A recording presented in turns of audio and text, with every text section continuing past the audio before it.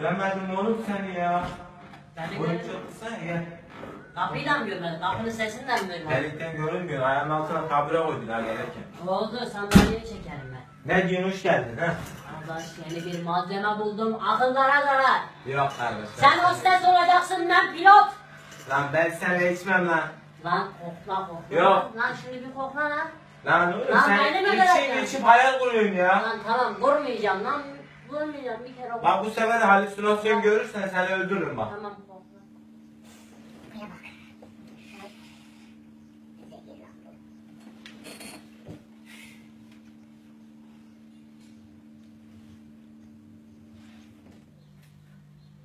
Lan Sefa.